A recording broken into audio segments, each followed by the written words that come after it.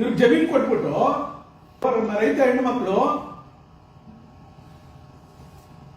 ಹಪ್ಪಳ ಮಾಡೋದು ಕಲಿಯಕ್ಕೆ, ಸಂಡಿಗೆ ಮಾಡೋದು ಕಲಿಯಕ್ಕೆ, ಖಾರದ ಪುಡಿ ಮಾಡೋದು ಕಲಿಯಕ್ಕೆ, ಉಪ್ಪಿನಕಾಯಿ ಮಾಡೋದು ಕಲಿಯಕ್ಕೆ ಇವರು ಟ್ರೈನಿಂಗ್ ಕೊಡ್ತಾರಂತೆ. ಜಮೀನ್ ಕೊಟ್ಬಿಟ್ಟು ಹಪ್ಪಳ ಉಪ್ಪಿನಕಾಯಿ ಖಾರದ ಪುಡಿ ಮಾಡ್ಕೊಂಡು ಜೀವನ ಮಾಡ್ಬೇಕಂತೆ ಇವ್ರು ಹೇಳ್ತಾ ಇರೋದು. ಅದು ಕಿರುಗುತ್ತಿಗೆ ನಾಚಿಕೆ ಆಗಲ್ವಾ ನಿಮಗೆ? ಸ್ವಾಭಿಮಾನಿ ರೈತರುಗಳು ಇಷ್ಟು ದಿನ ಹೋರಾಟ ಮಾಡ್ತಾ ಇದ್ದಾರೆ, ಅವ್ರ ಹಕ್ಕಿಗೋಸ್ಕರ ಹೋರಾಟ ಮಾಡ್ತಾ ಇದ್ದಾರೆ. ಯೋಗ್ಯತೆ ಇರ್ತಕ್ಕಂಥ ಶಾಸಕನಾಗಿದ್ರೆ ಆ ರೈತರ ಮನೆ ಮುಂದೆ ಬಂದು ನಾನು ಹಿಂಗೆಲ್ಲ ಹಿಂಗ್ ಮಾಡ್ತೀನಿ ಅಂತ ಹೇಳಂತ ಯೋಗ್ಯತೆ, ಕನಿಷ್ಠ ಯೋಗ್ಯತೆ ನಿಮ್ಗಿಲ್ಲ. ನಾಲ್ಕು ಗೋಡೆ ಮಧ್ಯದಲ್ಲಿ ಅಶ್ರು ಶಾಲ ಹಾಕ್ಸ್ಕೊಂಡು ಯಾರೋ 4 ಜನದ ಜೊತೆ ಕುತ್ಕೊಂಡ್ಬಿಟ್ಟು ಹೇಳಿದ ತಕ್ಷಣ ರೈತರು ಒಪ್ಕೊಬಿಡ್ಬೇಕಾ?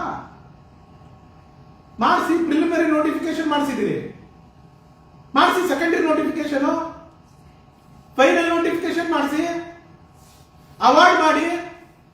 ಯಾಕೆ ಹಿಂಗೆಲ್ಲ ಕಂಬ ಸುತ್ತಾ ಇದ್ದೀರಿ?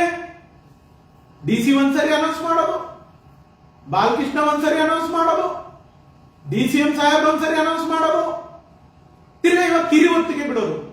ಯಾಕೆ ಕಂಬ ಸುತ್ತಿದ್ದೀರಪ್ಪ? ಕುಮಾರಣ್ಣವರ ಕೂಸು ಅಂತೇಳಿ ಕುಮಾರಣ್ಣವ್ರ ಬಗ್ಗೆ ಮಾತನಾಡಕ್ಕಾಗುತ್ತೆ, ಆರೋಪ ಮಾಡಕ್ಕಾಗುತ್ತೆ.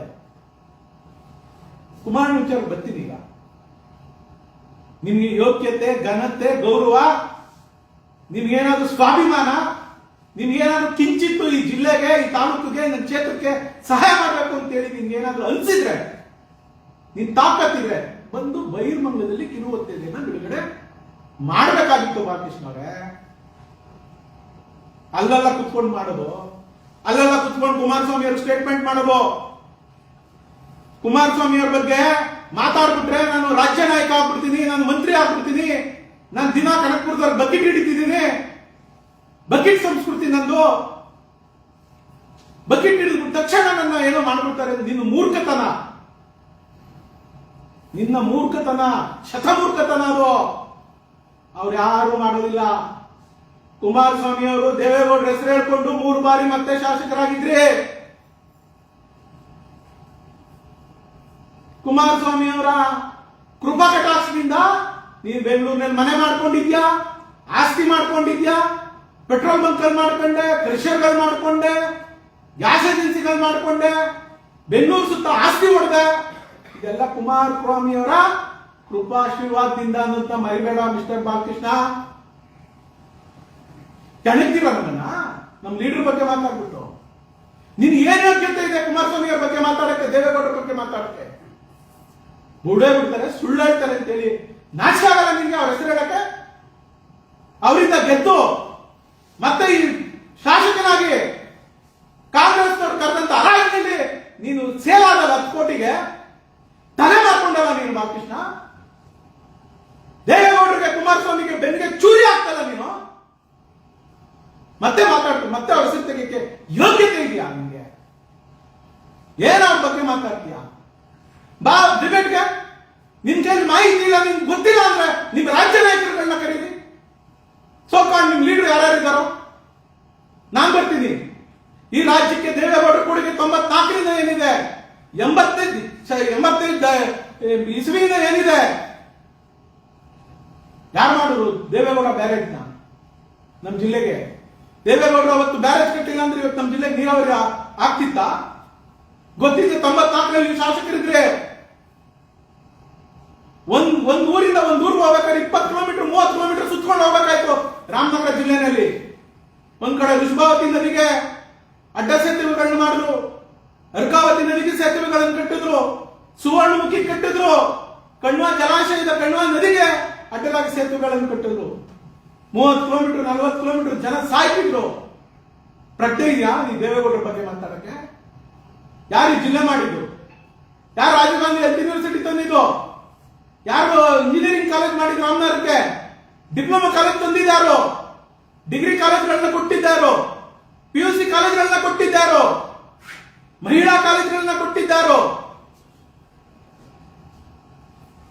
ಮತ್ತೆ ಮೊನ್ನೆ ಕುಮಾರಸ್ವಾಮಿ ಅವರು 14 ತಿಂಗಳ ಅವಧಿನಲ್ಲಿ ನೀರಾವರಿ ಬಗ್ಗೆ ಯೋಚನೆ ಇಲ್ಲ, ನೀರಾವರಿ ಬಗ್ಗೆ ಅರಿವಿಲ್ಲ ಅಂತ ಮಾತಾಡ್ತೀಯ. ಈ ದೇಶದಲ್ಲಿ, ಅದರಲ್ಲೂ ವಿಶೇಷವಾಗಿ ರಾಜ್ಯದಲ್ಲಿ ಯಾರಾದ್ರೂ ನೀರಾವರಿಗೆ ಹೋರಾಟ ಮಾಡಿದ್ದಾರೆ ಅಂದ್ರೆ ಅದು ದೇವೇಗೌಡರ ಕುಟುಂಬ ಅನ್ನೋದನ್ನ ನೀನಲ್ಲ, ಈ ರಾಜ್ಯದ ಯಾವ ಜನನು ಮರಿಬಾರ್ದು.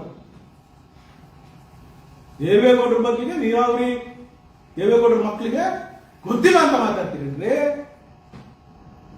ನೀವೇನ್ ತಿಂತೀರಿ? ಯಾವ ಬಾಯಿ ಮಾತಾಡ್ತೀರಿ ನೀವು? 540 ಕೋಟಿ ಮುಖ್ಯಮಂತ್ರಿ ಆಗಿ ಒಂದು ವಾರಕ್ಕೆ ಕ್ಯಾಬಿನೆಟ್ ಅಲ್ಲಿ ಅಪ್ರೂವಲ್ ಮಾಡಿದ್ರು. ವೈದಿಗುಡ್ಡ ಮಂಚಿನ ಮೇಲೆ ಜಲಾಶಯ ಇದ್ದು ಪ್ರಜ್ಞೆ ಇದೆ ನಿಮ್ಗೆ? ತೆಗೆಸಿ ದಾಖಲೆನ ನನ್ನ ಹತ್ರ ಇದೆ, ದಾಖಲೆ ತೋರಿಸ್ತೀನಿ. ಯಾವ ಕ್ಯಾಬಿನೆಟ್ ಅಪ್ರೂವಲ್ ಆಯ್ತು? ಕ್ಯಾಬಿನೆಟ್ ಅಪ್ರೂವಲ್ ಆದ ತಕ್ಷಣ ಇಮಿಡಿಯೇಟ್ ಟೆಂಡರ್ ಮಾಡಿ ಮೆಗಾದಾರ್ ಕೊಟ್ಟು ಇಡೀ ನಮ್ಮ ರಾಜ್ಯದಲ್ಲಿ ಪ್ರಪ್ರಥಮವಾಗಿ ಗ್ರಾವಿಟಿ ಲೈನ್ ಅಲ್ಲಿ, ಅದು ಟನಲ್ ನಲ್ಲಿ ನೀರು ತರತಕ್ಕಂತ ಇತಿಹಾಸ ಬರ್ದಿದ್ದು ಮಾನ್ಯ ಕುಮಾರಣ್ಣ ಅನ್ನೋದು ಈ ರಾಜ್ಯದ ಜನ ಮರೆಯಲ್ಲ, ಈ ಜಿಲ್ಲೆ ಜನ ಮರೆಯಲ್ಲ. ನೀನು ಅವಿವೇಕಿ ತಂದದ ಹೇಳಿಕೆ ಅಲ್ಲ. ಸುಮ್ಮನೆ ಕೊಡ್ತೀವಿ ಅಂತ ತಿಳ್ಕೊಂಡಿದ್ದ ನಾಯಕರ ಬಗ್ಗೆ ಮಾತಾಡಿದ್ರೆ, ಕುಮಾರಸ್ವಾಮಿ ಅವರು 3 ಜನ ಗೆಲ್ಸ್ತಿದ್ರು. ಗೆಲ್ಸ್ಕೊಂಡಂತ ಕುಮಾರಸ್ವಾಮಿ ಅವ್ರಿಗೆ ಪ್ರಾಮಾಣಿಕವಾಗಿ ಕೆಲಸ ಮಾಡಿದ್ದೀವಿ, ನಿನ್ ತರ ಚೂರಿ ಹಾಕ್ಲಿಲ್ಲ, ಉಂಡು ಮನೆ ಕನ್ನ ಹಾಕ್ಲಿಲ್ಲ. ನಾವು ನೀರಾವರಿ ಯೋಜನೆ ಮಾಡಿದ್ದೀವಿ, 106 ಕಿಲೋಮೀಟರ್ ರಸ್ತೆಗಳನ್ನು ಮಾಡಿಸಿದ್ದೀವಿ. ನನ್ ಜವಾಬ್ದಾರಿ ಕೊಟ್ಟರು ಅವತ್ತು ಕುಮಾರಣ್ಣ, ರೇಷ್ಮೆ ಮಾರುಕಟ್ಟೆ ಆಗ್ಬೇಕು, ಹೈಟೆಕ್ ಮಾರುಕಟ್ಟೆ, ಇರೋ ಮಾರುಕಟ್ಟೆನಲ್ಲಿ ಅಲ್ಲಿ ದಂಧೆ ನಡೀತಾ ಇದೆ, ನಮ್ಮ ರೈತರಿಗೆ ಅನ್ಯಾಯ ಆಗ್ತಾ ಇದೆ ಅಂತ ಹೇಳಿ ಅವತ್ತು 175 ಕೋಟಿ ದುಡ್ಡು ಕೊಟ್ರು. ಇವತ್ತು ಹೈಟೆಕ್ ಮಾರ್ಕೆಟ್ ನಾವು ಕೆಂಗಲಲ್ಲಿ ಮಾಡ್ತಾ ಇದೀವಿ, ಹೋಗಿ ನೋಡ್ಕೊಂಡ್ಬನ್ರಿ. ಮಾವು ತಗೊಂಡೋಗಿ ಬೀದಿಗೆ ಸುರಿತಿದ್ರು. ಎರಡನೇ ಒಬ್ಬ ರೈತ ಬೀದಿಗೆ ಸುರಿದ್ಬಿಟ್ಟು ಬಂದ್ರು, ನಾಗಣ್ಣ ಅಂತ. ಹೋಗಿ ನೋಡಿ ಮಾತಾಡಿಸು ಅಂತ ಹೇಳಿ ಅದ್ರ ಬೆಳಗ್ಗೆ ಮಾವು ಸಂಸ್ಕರಣಾ ಘಟಕಕ್ಕೆ ಆದೇಶ ಮಾಡಿದ್ರು. ಇವತ್ತು ಮಾವು ಸಂಸ್ಕರಣಾ ಘಟಕ ರಾಮನಗರದಲ್ಲಿ ಕೆಂಗಲದ ಪ್ರತಿಷ್ಠಾಪನೆ ಆಗಿದೆ. ಎಷ್ಟು ಯೋಜನೆಗಳು ಜಿಲ್ಲಾ ಕೇಂದ್ರ ಮಾಡಿದ್ರಲ್ರಿ. ಒಂದು ಮೆಡಿಕಲ್ ಕಾಲೇಜ್ ನ ಒಂದು ಜಿಲ್ಲೆಗೆ ತರೋದೇನು ಸುಲಭ ಏನ್ರಿ? ಬಾಲಕೃಷ್ಣ ಅವರೇ, ನೀನ್ ನನ್ ದುಡ್ಡು ಹೊಡೆಯೋ ಸ್ಕೀಮ್ ಹೇಳ್ಕೊಡ್ಲಿಲ್ಲ ಅವರು. ನೀನ್ ನನ್ ಕಂಡೋರ್ ಆಸ್ತಿ ಹೊಡಿ, ಸರ್ಕಾರಿ ಗೋಮಾಳ ಹೊಡಿ ಅಂತ ಹೇಳ್ಕೊಡ್ಲಿಲ್ಲ ನಮ್ಗೆ. ಬಡವರಿಗೆ ಕೆಲಸ ಮಾಡಿ ಅಂತ ಹೇಳ್ಕೊಟ್ಟಿದ್ರು. ಪ್ರಾಮಾಣಿಕವಾಗಿ ಕೆಲಸ ಮಾಡಿದೀವಿ. ಹೇಮಾವತಿ, ನಿನ್ ಯೋಗ್ಯತೆ ಇದೆ ಹೇಮಾವತಿ ನೀರ್ ಬಗ್ಗೆ ಮಾತಾಡಕ್ಕೆ? ನಿನ್ಗೇನ ಕನಿಷ್ಠ ಒಂದೇ ಒಂದು ಈ ಸರ್ಕಾರದಲ್ಲಿ ಯಾವಾಗ ಒಂದ್ ಪತ್ರ ಕೊಟ್ಟರೆ ತೋರಿಸ್ತೀನಿ ನೀನು. ಹೇಮಾವತಿ ನೀರನ್ನ ಅಲೋಕೇಶನ್ ಮಾಡಿದ್ರಿ. ಕುಮಾರಸ್ವಾಮಿ ಪೆದ್ದೋರ ಆರೋಪ ಮಾಡ್ತಿರಲ್ರಿ, ಹೇಮಾವತಿ ನೀರನ್ನ ಇಷ್ಟು ತಾಲೂಕಿಗೆ ಅಲೋಕೇಶನ್ ಮಾಡಿದ್ಯಾರೋ ಯಾವತ್ತು ತಗೊಂಡು ದಾಖಲೆ ಇಲ್ಲಿದೆ, ತೋರಿಸ್ತೀನಿ. 11/7/2019 ಯಾರು ಮುಖ್ಯಮಂತ್ರಿ ಸ್ವಾಮಿ? ಯಾರು ಮುಖ್ಯಮಂತ್ರಿ? ಕುಮಾರಸ್ವಾಮಿ ಅವರು ಮುಖ್ಯಮಂತ್ರಿಗಳಾಗಿ ಹೇಮಾವತಿ ಜಲಾಶಯದ ನೀರನ್ನ ಯಾವ್ಯಾವ ತಾಲೂಕಿಗೆ ಆಗ್ಬೇಕು ಅಂತ ಹೇಳಿ ಮಾಗಡಿಗೂ ಕೂಡ ಮುಖ ಟಿಎಂಸಿ ನೀರು ಕೊಟ್ಟಿದ್ದು ಇದೇ ಕುಮಾರಸ್ವಾಮಿ ಅವರು. ಸ್ವಲ್ಪ ಕಣ್ಣು ಬಿಟ್ಟು ನೋಡಿ, ದಾಖಲೆ ತರಿಸಿ ನೋಡಿ. ಮಿಸ್ಟರ್ ಬಾಲಕೃಷ್ಣ ಅವರೇ, ಅರ್ಕಲ್ ಬಾಯ್ ಹಾಕಬೇಡಿ. ನಾನು ಕೈ ಕುಡಿಸ್ಕೊಂಡು ಗುಂಡಿ ಕುಡಿಸ್ಕೊಂಡು ಮಾತಾಡ್ಬಿಟ್ರೆ ಈ ರಾಜ್ಯ ನಾಯಕ ಆಗ್ಬಿಡ್ತೀನಿ ಅಂತ ನೀವು ಭ್ರಮೆ ತೇಲ್ಬೇಡಿ. ನಿಮ್ಗೆ ಆ ತಾಕತ್ತು ಇಲ್ಲ. ನಿಮ್ಮ ಲೀಡರ್ನ ಪ್ರತಿಪಾದಿಸುವಂತ ತಾಕತ್ತು ನಿಮ್ಗಿಲ್ಲ. ಇವತ್ತರೂ ಒಂದು ಕೆಚ್ಚೆದೆಯಿಂದ ಎದೆ ತಟ್ಕೊಂಡು ನಾನು ಡಿ ಕೆ ಶಿವಕುಮಾರ್ ಮುಖ್ಯಮಂತ್ರಿ ಆಗ್ಬೇಕು ಅಂತ ಒಂದ್ ದಿವಸ ನಿನ್ ಬಾಯಿ ಬಂದಿಲ್ಲ. ಯಾಕೆಂದ್ರೆ ನಿನ್ ಮೀಟ್ರೇ ಇಲ್ಲ, ಭಯ. ನಾವಂಗಲ್ಲ. ನಾವು ಡೇ ಒಂದಿನ ನಮ್ ಕುಮಾರಸ್ವಾಮಿ ಅವರೇ ಮುಖ್ಯಮಂತ್ರಿ ಆಗ್ಬೇಕು ಅಂತಿರೋರು ಇವತ್ತು ಹಿಂದೆನೂ ಅಂದಿದೀವಿ, ಇವತ್ತು ಅಂತೀವಿ, ನಾಳೆನೂ ಅಂತೀವಿ. ಹಗುರವಾಗಿ ಮಾತಾಡ್ತೀರಿ ಅಂದ್ರೆ ಕರ್ಸ್ರಿ ಡಿಬೇಟ್ಗೆ. ಈ ರಾಜ್ಯಕ್ಕೆ ಕೊಡುಗೆ ಏನು?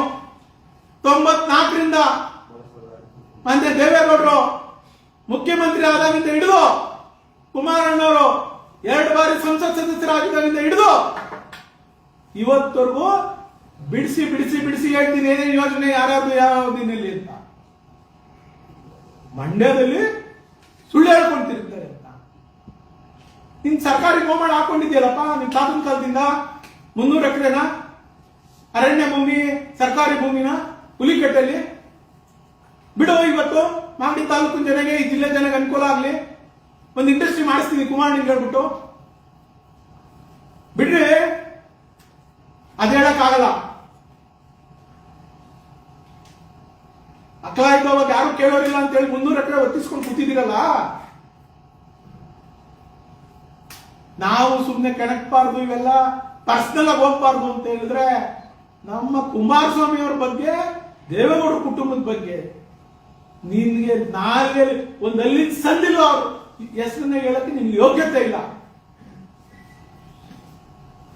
ಏನ್ ದೊಡ್ಡ ಲೀಡರ್ ನೀನು? ನಿನ್ ಲೀಡರ್ ಇದ್ರೆ ನಿಮ್ ಪಾರ್ಟಿ ಬಗ್ಗೆ ಮಾತಾಡ್ಕೊಂಡ್ರೆ, ನಿಮ್ ಪಕ್ಷದ ನಾಯಕರುಗಳ ಬಗ್ಗೆ ನೀನೇನೋ ಇದ್ರೆ ಹೇಳಿದ್ರೆ ಏನ್ರಿ ಮಾಡೋದ? ಡಿ ಕೆ ಶಿವಕುಮಾರ್ ಅವರು 2 ಬಾರಿ ನೀರಾವರಿ ಸಚಿವರಾದ್ರು. ಶ್ರೀರಂಗದಲ್ಲಿ ಏನೇನೋ ಒಂದೇ ಒಂದು ತುಣುಕಿದ್ರೆ ತೋರ್ಸಕ್ಕ ಸರೆಂಡರ್ ಆಗ್ಬಿಡ್ತೀನಿ ನಿನಗೆ. ಅವತ್ತು ಆದೇಶ ಮಾಡಿದ್ದು ಸನ್ಮಾನ್ಯ ಸಿದ್ದರಾಮಯ್ಯನವರು, ಅವತ್ತು ಎಂ ಬಿ ಪಾಟೀಲ್ ಅವರು, ಇವರು ಮತ್ತೆ ನಮ್ಮ ಬಸವರಾಜ ಬೊಮ್ಮಾಯಿ ಅವರು, ಅವತ್ತು ಯಡಿಯೂರಪ್ಪನವರು ದುಡ್ಡು ಕೊಟ್ರು. ಇನ್ನೂ ದುಡ್ಡು ಸಾಲಲ್ಲ ಅಂದಾಗ ನಮ್ಮ ಸರ್ಕಾರ ಹೋದ್ಮೇಲೆ ಕುಮಾರನಿಗೆ 450 ಕೋಟಿ ಯೋಜನೆ ಆಗ್ತದೆ, ಆನ್ಗೋಯಿಂಗ್ ಯೋಜನೆ, ಇದಕ್ಕೆ ವಾಟರ್ ಅಲೋಕೇಶನ್ ಆಗ್ಲೇಬೇಕಣ್ಣ ಅಂತ ಹೇಳಿ ಪಟ್ಟಿಡಿ ಕೂತ್ಕೊಂಡಾಗ ವಾಟರ್ ಅಲೋಕೇಶನ್ ಮಾಡಿಸಿದ್ರು. ನಮ್ಗೆ ವಾಟರ್ ಅಲೋಕೇಶನ್ ಆಗ್ಲಿಲ್ಲ ಅಂದ್ರೆ ಇವತ್ತು ಹೇಮಾವತಿ ನೀರಿನ ಪಂಪ್ ಆನ್ ಮಾಡಕ್ ಬಿಡ್ತಿದ್ರ ಕುಳದಲ್ಲವರು, ತುಮಕೂರು ಜಿಲ್ಲೆಯವರು? ಅರಿವಿದೆಯಾ ನಿಮ್ಗೆ?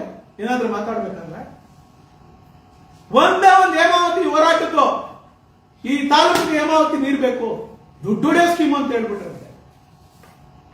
ಅವ್ರಿಗೆಲ್ಲ ಕಾಳಜಿ ಬದ್ಧತೆ ಇರ್ಬೇಕಾಗಿ ನಿನ್ಗಿರ್ಬೇಕಾಗುತ್ತೆ. ಎಂ ಎಲ್ ಎ ಇದ್ದಾಗ ನೀನು ನಾನು ಇಲ್ಲ ಅಂದ್ರೆ ನಾನು ನೀರಾವರಿ ಯೋಜನೆ ಮಾಡಿದ್ರೆ ನಾನು ಶಾಶ್ವತವಾದ ಶಾಸಕನಾಗಿರ್ಬೋದು, ಮಾಡಬೇಕು ಅನ್ನುವಂತ ಇಚ್ಛಾಶಕ್ತಿ ನಿನಗಿರ್ಬೇಕಾಗಿತ್ತು. ನಾಯಕರುಗಳಿಗೆಲ್ಲ ಇಚ್ಛಾಶಕ್ತಿ ಇರ್ಬೇಕಾಗಿದ್ದು. ನನಗೆ ಇಚ್ಛಾಶಕ್ತಿ ಇದ್ದಿದ್ದಕ್ಕೆ ವೈಜಿಗುಡ್ಡ ಮಂಚಿನ ಬೆಲೆ ಮಾಡಿಸ್ತೆ, ಹೇಮಾವತಿ ಮಾಡಿಸ್ತೆ, ಶ್ರೀರಂಗ ಯೋಜನೆ. ಇವತ್ತು ಅದೇ ವೈಜಿಗುಡ್ಡ ಮಂಚಿನ ಬೆಲೆದಿಂದ 2 ಲಕ್ಷ ಹೆಕ್ಟೇರ್ ಜಮೀನುಗಳಿಗೆ ಮೈಕ್ರೋ ಇರಿಗೇಷನ್ ಮಾಡಿಸಿದ್ದೆ. ಎಲ್ಲೋ ಒಂದ್ ಕಡೆ ನಿಂತಿದೆ. ಮುಂದುವರಿಸಿದ್ದೀರಾ ನೀವು? ನಿಮ್ಮವರೇ irrigation minister, major irrigation minister ಮಾಡಿದಿರೇನ್ರಿ? ಇದೆಯಾ ನಿಮ್ಮ ಹತ್ರ ಏನಾದ್ರು ಮಾಹಿತಿ? ಬಾಡಿ ಬೇಡಿಕೆ ಯಾರನ್ನಾದ್ರೂ ಕರಿ, ನಾನು ಬರ್ತೀನಿ ಚರ್ಚೆಗೆ. ಬೆಂಗಳೂರಿನಲ್ಲೇ ಚರ್ಚೆ ಆಗ್ಲಿ.